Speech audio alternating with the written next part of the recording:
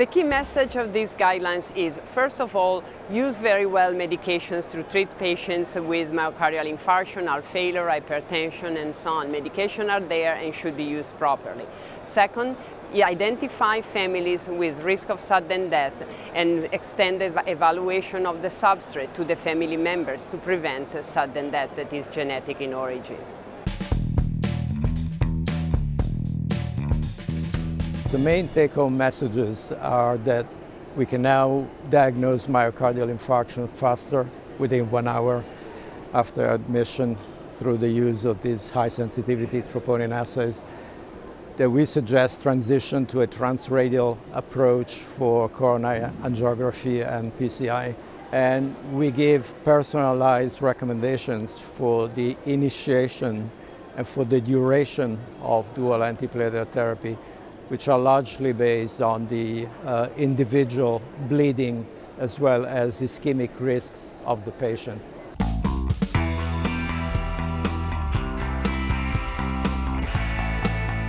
I think the new guidelines give us the precise treatment for acute pericarditis, for recurrent pericarditis, for pericardial effusion, for tamponade, for constitutive pericarditis, the precise indication when to go back to exercise for normal people, for athletes, for people who have perimyocarditis, that's to say pericarditis with myocarditis, how to treat pregnant women, how to treat children, and how to treat all the spectrum of the disease of the pericard in the field.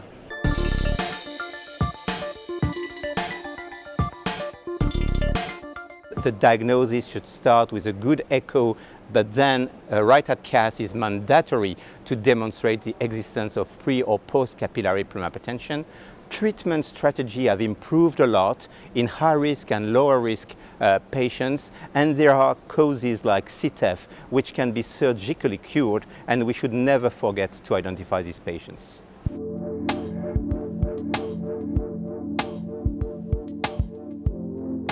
The main messages are the following. First, no change on prevention, only patient with the highest risk with the highest risk procedure.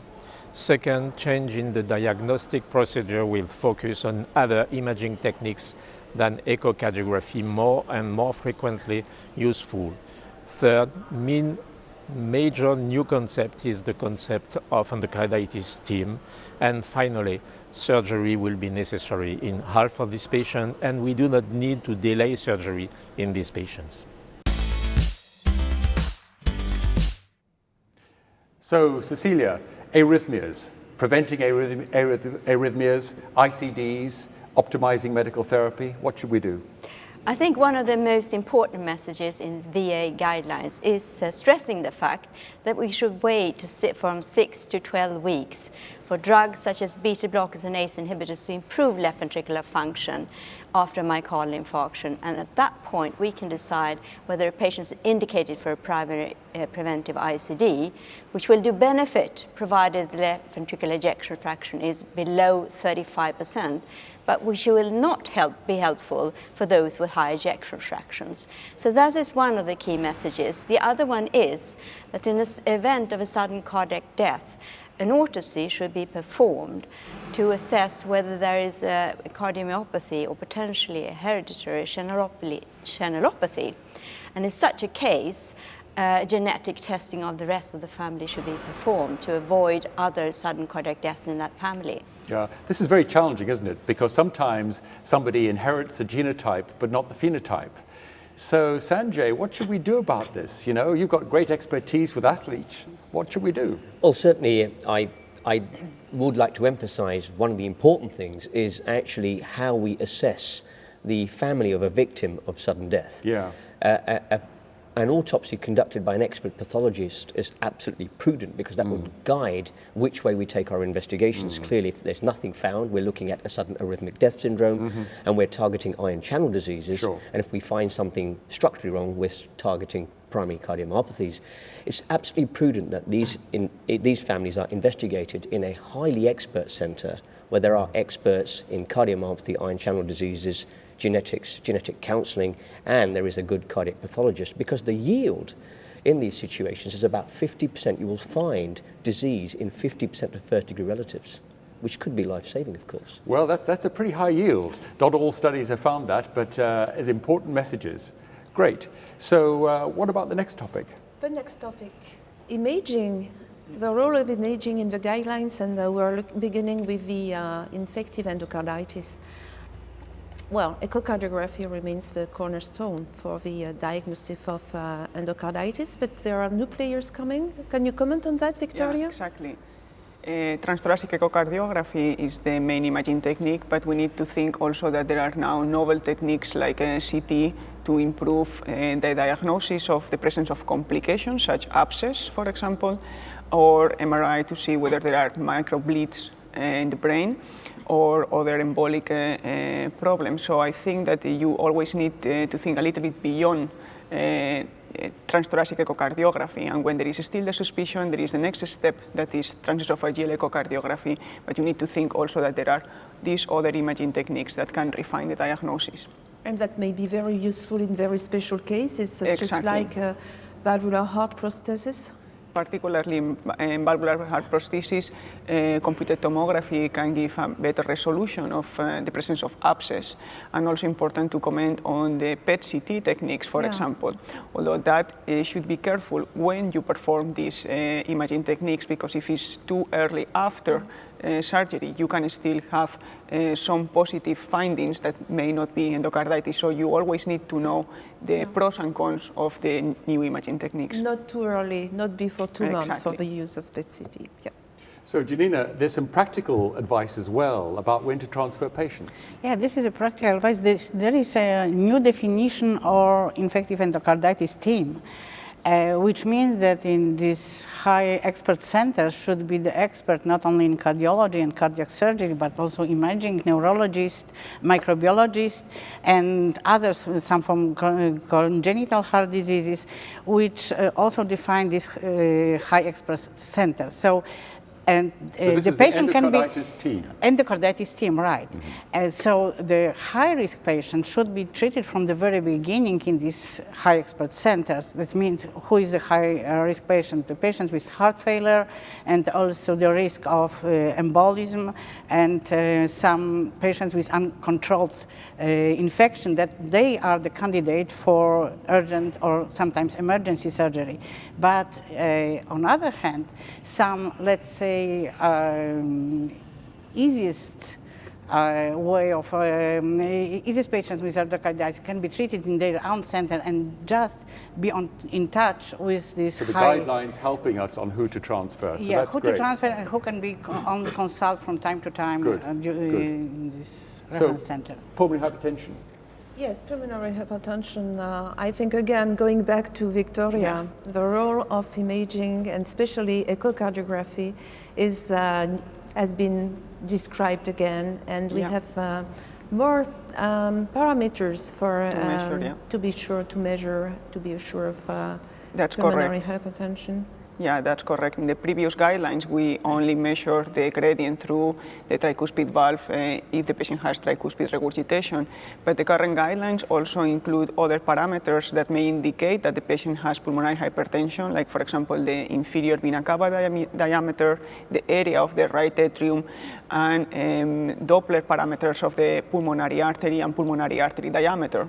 So I think that they have a more thorough evaluation of the patient with echocardiography than just measuring the gradient through the tricuspid valve. So that's very important to integrate all these parameters, but, well, nevertheless, the echocardiography is not enough to ensure the diagnosis of pulmonary hypertension. Exactly. We definitely need to get a confirmation from catheterization. Exactly. When there are all these signs on echocardiography that indicate that probably the patient has pulmonary hypertension, the guidelines include also or recommend that you are in touch or you refer the patient to a specialized center where they can perform also the right heart catheterization and refine the diagnosis of which type of pulmonary hypertension the patient has and which is the most appropriate treatment for each type of pulmonary hypertension.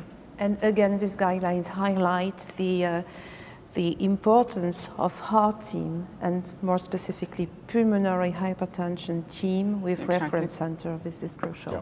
So also new guidelines on non-ST segment elevation ACS.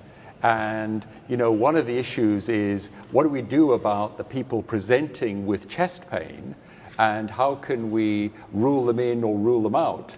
So maybe turn to you first, Janina. Well, maybe I will first talk about hot topic trial being presented, back trial.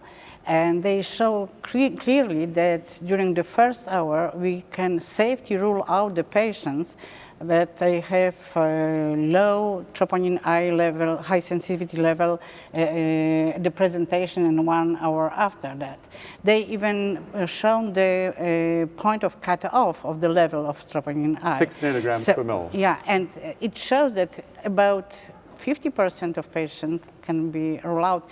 Looking for the overcrowded emergency room all over the world, I think that it is very important information and very important result. Okay. So there's also information about radial approach. Yeah. First of all, let me go back to the trial. We were very happy to see the result of this study, because this endorse the result, endorse the current recommendation of the guidelines just released, proposing 1 hour algorithm with high sensitive cardiac troponin in the emergency room as an alternative to the so far proposed 3 hour algorithm. Yes. So now we have both options, both with the same class of evidence. So importantly, a potential to unclog our emergency rooms by getting more accurate diagnosis, both in terms of the sensitivity and specificity. Definitely. Okay.